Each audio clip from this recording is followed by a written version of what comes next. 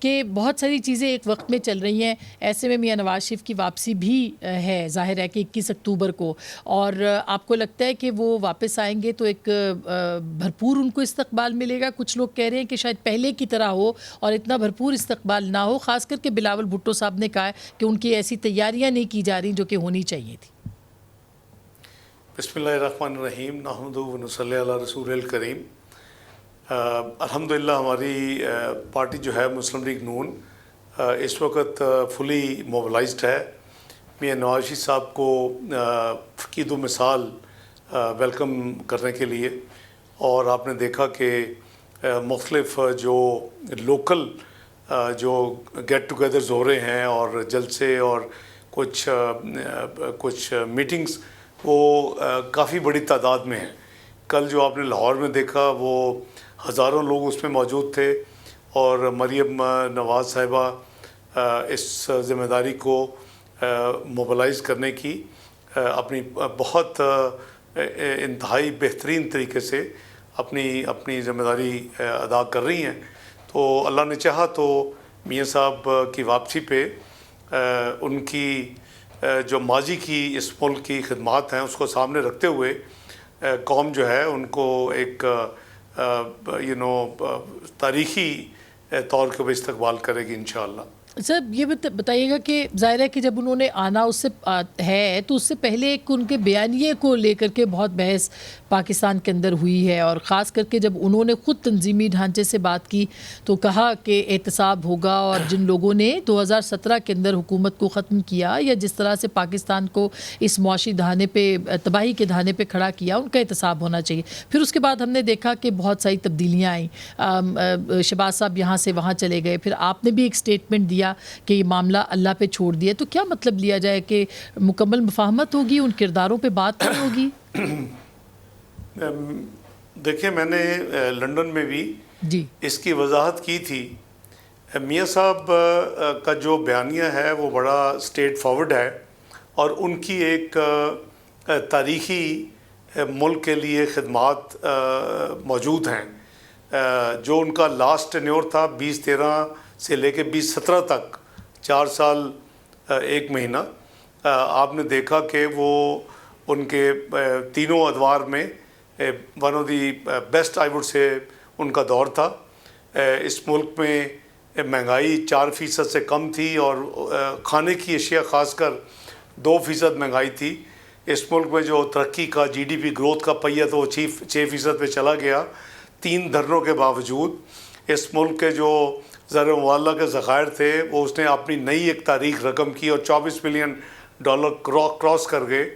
Pakistan stock market جو کہ کئی سالوں سے پیچھے کولڈ سٹوریج میں پڑی ہوئی تھی، اس کی مرجر، وہ نہ صرف مرجر ہوا اور 3 سٹاک مارکیٹس اسلام آباد، لاہور اور کراچی مرج ہو کے پاکستان سٹاک مارکیٹ بنی، بلکہ وہ جس نے الیکشن جیتا تھا 19,000 کے انڈیکس سے بڑھ کے اس 4 سال کے عرصے میں 54,000 کا انڈیکس کو اس نے چھو لیا.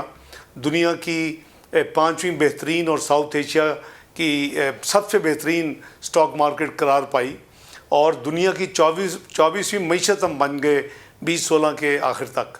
تو یہ وہ تھی، اور پاکستان کا روپیہ مستحکم تھا. 7 دسمبر 2017 کو بلومبرگ نے لکھا تھا Pakistan rupee has been most stable currency in South Asia since 2014. تو یہ وہ چیزیں ہیں جو کہ کسی بھی ملک کے لیے بہت ہی اہم ہوتی ہیں. اس کا عام جو ہے شہری اس کے اوپر اثرات بہت گہرے ہوتے ہیں. اور آج آپ دیکھیں کہ ہم کدھر جا چکے ہیں، 42ویں اور 47ویں معیشتوں میں ہمارا شمار ہو چکا ہے. تو اب ہمیں اس سارے چیز کو اگر ریورس کرنا ہے تو یہ جو لمیٹڈ ٹائم کا مینڈیٹ عوام دیتی ہے جو کہ 5 سال کا ہوتا ہے، اس میں پوری توانائیاں اس کو بہتری کے لیے انشاءاللہ میاں نواز شریف صاحب خرچ کریں گے. ہماری کئی بیٹھک ہو چکی ہیں، کئی ڈسکشنز ہو چکی ہیں. ایک روڈ میپ ہمارا الحمدللہ ہمارے پاس تیار ہے. لیکن جو آپ نے دوسری بات کی نیگیٹو، جو آپ کہہ رہے ہیں کہ بیانیہ جس کو آپ نے کہا مثبت اور منفی بیانیہ، تو اس میں یہ ہے کہ دیکھیں اگر تو اس میں جانا ہے تو پھر اس میں آپ نے دیکھا کہ عمران خان نے کیا کیا. وہ صرف انتقام کی انہوں نے سیاست کی, اور وہ اپنے جو ان کے سیاسی جو ان کے اپوزیشن کے لوگ تھے, مخالفین, انہوں نے ایک ایک کو چن کے جو کچھ کیا وہ آپ کے سامنے, پرٹیکولرلی مسلم لیگ نون کے جو رہنما تھے.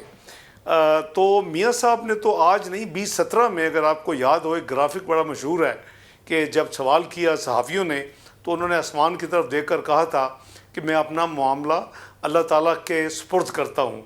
تو آپ دیکھیں کہ پاکستان کی تاریخ میں کوئی مجھے ایک ایسا کیس بتا دیں انکلوڈنگ ذوالفقار علی بھٹو صاحب کا کہ جس کے جو شواہد ہیں جو اس کے حق میں اتنی جلدی اللہ تعالیٰ نے عوام میں یعنی دکھا دی ہوں اور عوام کے سامنے آ چکے ہوں. آپ جو جج ارشد مالک سے لے لیں, آپ جسٹس شوکت صدیقی سے لے لیں, آپ ایک ایک کر کے دیکھ لیں, تمام چیزیں عوام میں آ چکی ہیں. تو میں سمجھتا ہوں کہ بہترین انتقام ہوگا ان لوگوں کے ساتھ بھی بہترین انتقام یہ ہوگا جنہوں نے ملک کو اس ایک کانسپریسی کے تحت, میں اس کو ہمیشہ کہتا ہوں پروجیکٹ 2011, 2011 میں وہ پروجیکٹ لانچ ہوا, 2014 میں ایک اٹیمپٹ ہوئی اور بدترین 126 دن یہاں دھرنے دیے گئے. پاکستان کے جو 18 گھنٹے کی لوڈ شیڈنگ ہم بہت جلدی ختم کرنا چاہتے تھے, چائنیز صدر کی آمد جو ہے وہ ڈیلے ہوئی اور وہ قریباً 14 مہینے پروجیکٹ جو ہے ڈیلے ہوئے, اور ہمیں پھر ایمرجنسی میں 2 LNG کے پروجیکٹ لگانے پڑے اپنے یعنی لمیٹڈ ریسورسز کے باوجود. زیر معطلہ کا اپنا یعنی ذخیرے میں سے ہم نے وہ پیسے انویسٹ کیے ملک کی خاطر. تو بات یہ ہے کہ وہ جو کردار ہیں ان کو بہترین سبق یہ دیا جا سکتا ہے کہ آپ اس اکانومی کو ریوائیو کریں جو ان کی کانسپریسی کے نتیجے میں اور 2018 میں ایک شخص کو مسلط کرنے کے نتیجے میں یہ عوام آج بھگت رہی ہے. تو میاں صاحب اس کا مطلب یہ کہ جیسے بی بی نے کہا تھا جمہوریت بہترین انتقام ہے, آپ کہہ رہے ہیں کہ معیشت بہترین انتقام ہوگی, یعنی معیشت کے ریوائیول جو ہے وہ بہترین انتقام ہوگا.